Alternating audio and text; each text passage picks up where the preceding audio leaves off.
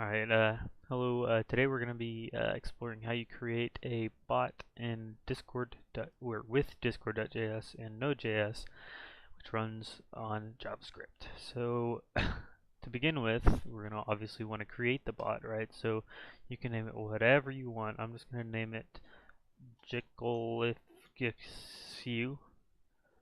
Um, and then you can make any app icon that you want. So I'm just going to scroll. There's a nice one. There we go. Alright. So we're going to create a bot user. Alright, so now I've created this bot user and we want this token. That we'll use that later. First we need this client ID, because what we're going to do is we're going to search Discord permission calculator. Right, and this is a nice website. So basically I'm just going to give it administrator. You can manually choose which permissions you want. And then the client ID I'm going to paste. Again, it's at the top here under app details. Paste the client ID there and then click the link, and then you can add it to any server that you're an administrator in. So I'm going to click authorize. I'm not a robot, and bada bing, bada bang, ding it, ding it, ding it, ding a dang. So now I'm going to go to the server that it is added to, and you'll see that it's offline, right? So now we actually have to create the bot, right? So if you notice, this is again what we're using, discord.js, right? And so you can, type everything out. The example is the best place to start. So I'm just going to copy the example, right? We're going to add on to this in a minute. And you can see there's code. You probably, if you haven't worked with JavaScript before, it's not that difficult, right? So first of all, we have this thing called Discord, right? Which is just, we're requiring the module, right? So basically, before you start anything, right, you have to say npm install discord.js. There's a tutorial on underneath get started, and you can, figure out how to install discord.js. But once you do, right, we need to import it, right? And so once we do that, right, then we can create a client, which I'm going to call bot instead of client, because, well, that's just how it is sometimes. So now we're creating a bot, right, from Discord, and we're creating a new client, right?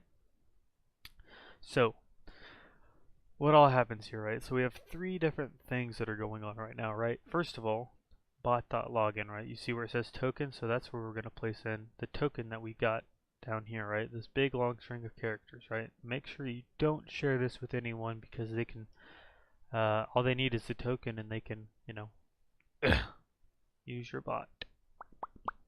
So I'm just going to paste that in there, and now we can log in with that. So you can put this in like a JSON file and import it or something, but I'm just going to leave it like it is for now. Past that, right, the first thing that will run is ready, right? So as soon as this thing basically logs in, I guess you could say, it will console.log our bot user tag, which is just, well, I guess you could see it here.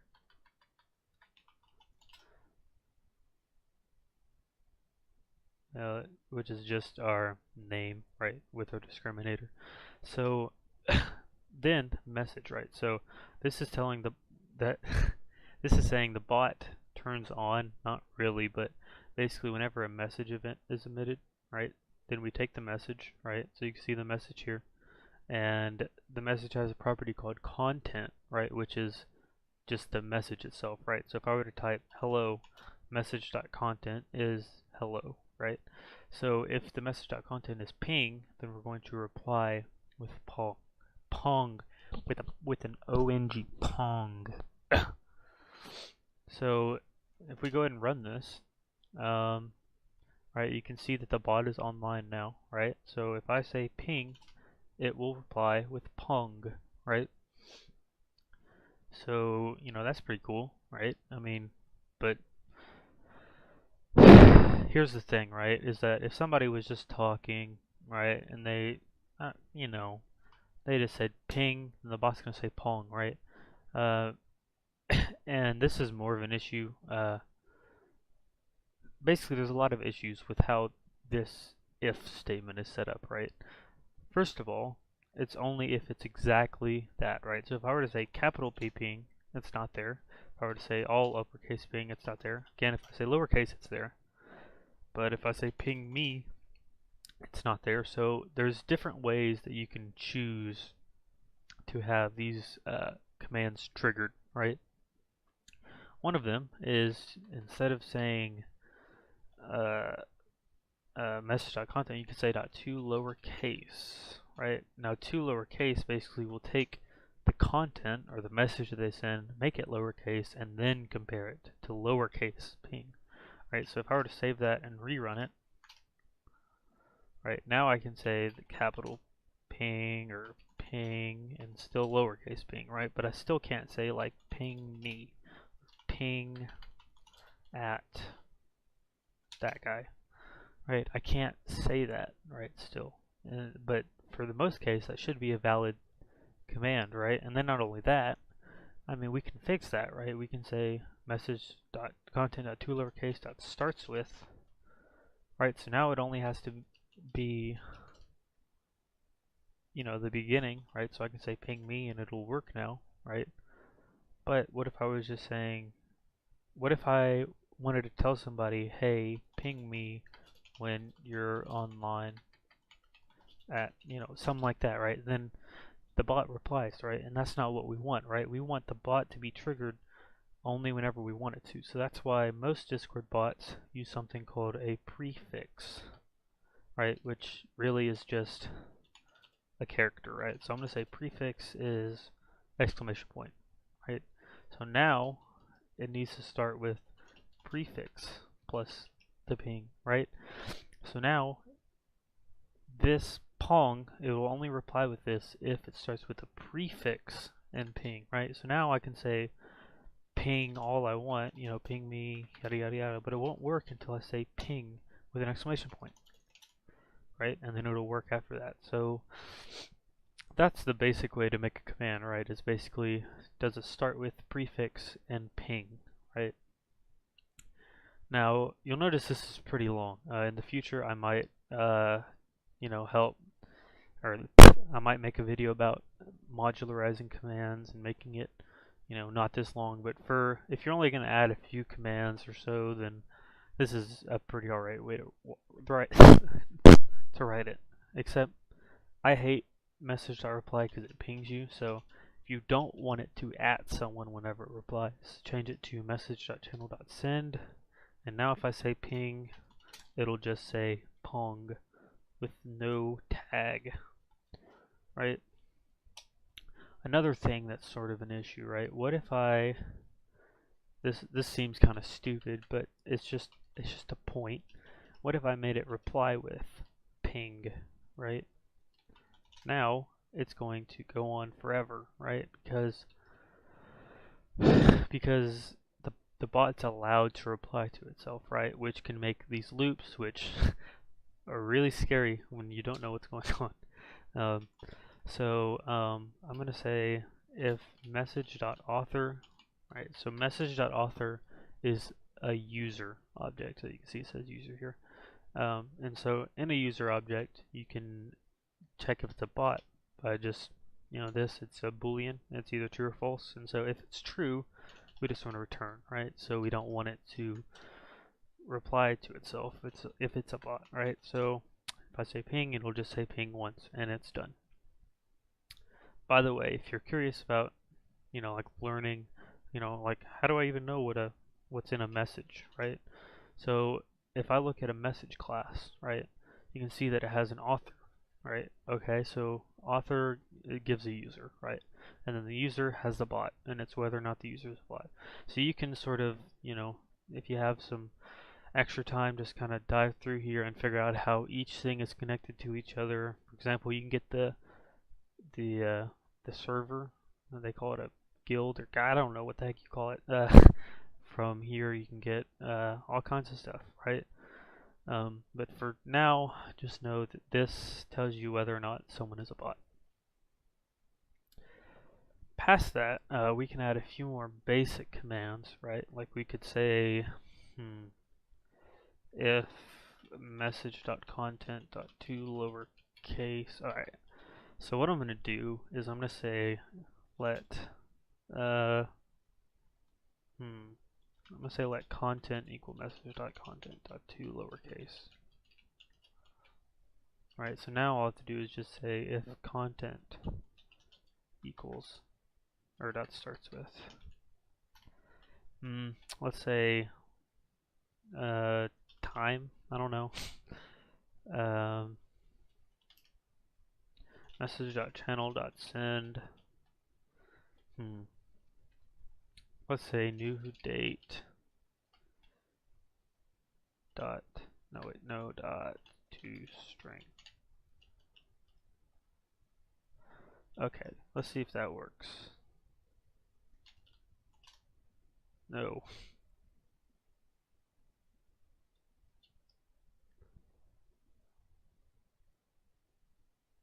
Oh, might want to add prefix plus. That's always a good thing. Okay, so you can see it returns a string. I'm not really being creative here, but so that returns the current time, right, which you can see is same time down here.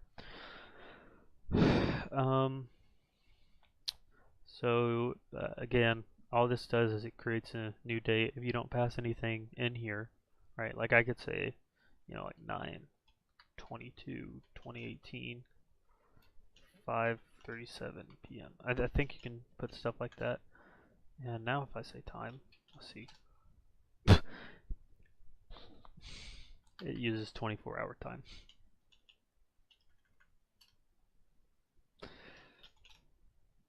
Okay, so then you can see it gives. So you could think, let's practice with this for a second. So this is the last thing I'm going to do. Basically what I want to do is I want to be able to say time, May 22nd, 2016, and I want it to tell me what day it was. Like, was it a Saturday, Friday, Tuesday, etc.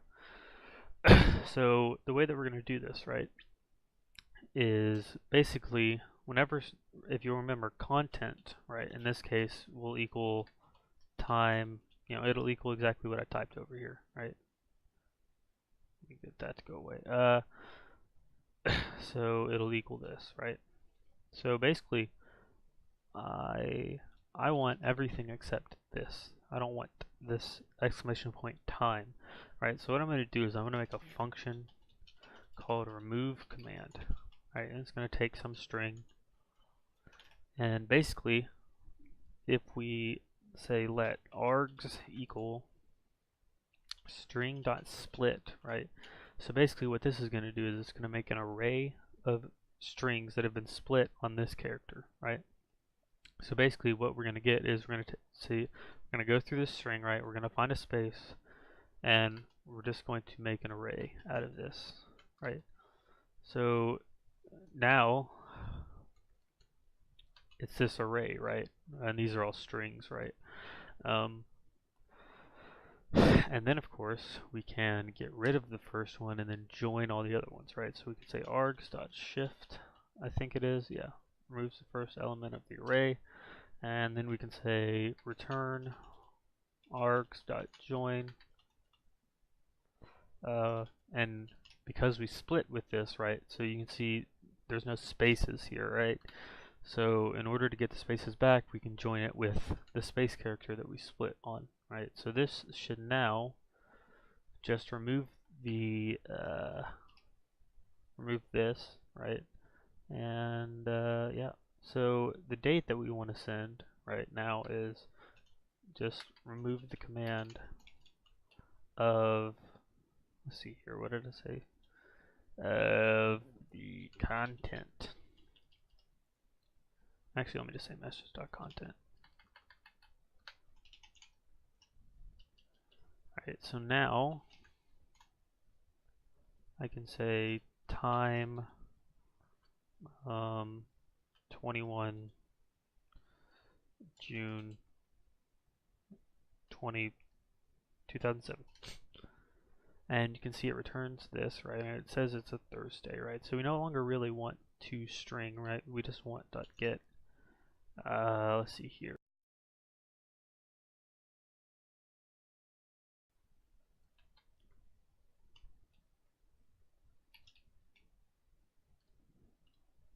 So get day will return a number between 0 and 6, right? So 0 being Sunday, then Monday, 1, 2, 3, 4, 5, 6, right?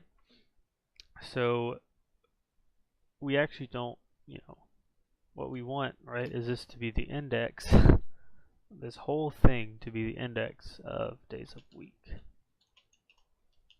right? Okay. Let's try the same date because we know it's a Thursday, and you can see Thursday, right? So now I can say, let me change what the command's called. Let me change it to day or something that makes more sense. So day 10 November 2020, right? I can go in the future, right? And it says 10 November is, let's go, 2020. Let's go. Let's see. 10 November is a Tuesday, correct. Alright, so anyways, obviously this works. Alright, so this is just an example of how you can use arrays and JavaScript functions with Discord.js in order to, do stuff. And obviously you can think of, more entertaining commands to make, but just for understanding the basic concept of this, I think simple commands like this are a good way to start. In the future, I will make other commands, and yeah, should be fun. Before I leave, make one more. A pretty common one that people make is a random function. So all you have to do is, this one's pretty simple.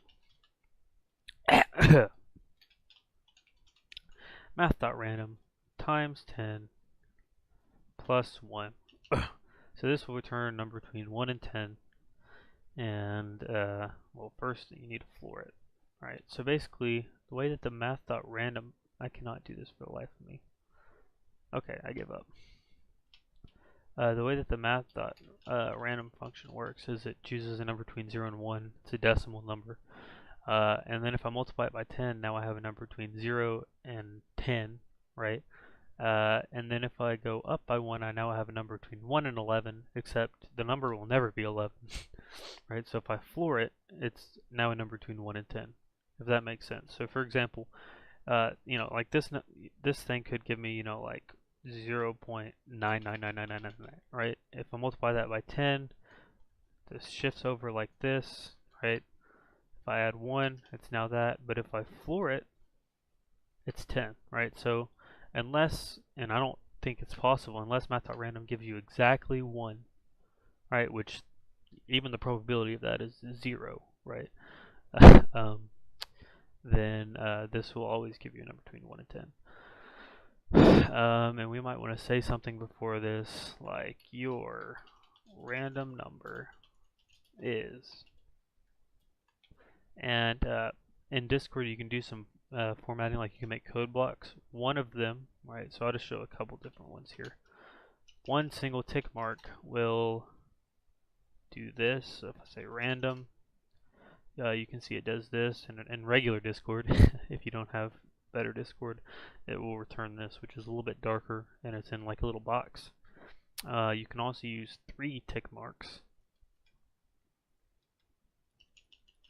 and this will return a code block, right, which is a thicker box, right? And again, in normal, it'll look like this.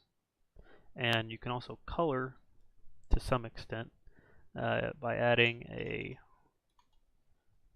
certain code type. So in this case, I chose HTTP, which I think should make it yellow.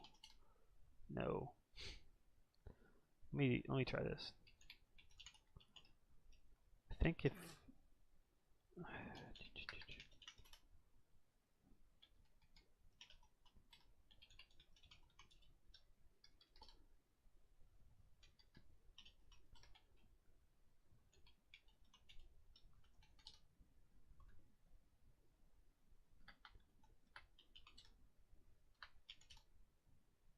okay, well, I'll stick with that. So if you say like, you can do some color stuff. You can look up how to put that.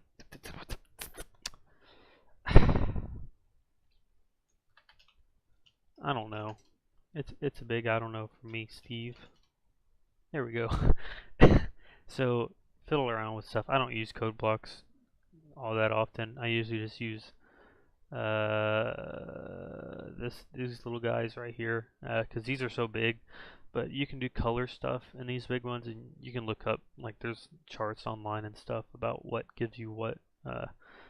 But I think this video is never going to end. I think if you do this, I think, yeah, random. And that's where I'm going to end it. So I hope you enjoyed. If you have any suggestions about videos you want to see, let me know. And I'll catch you in the next one where maybe I'll go over some actual useful commands.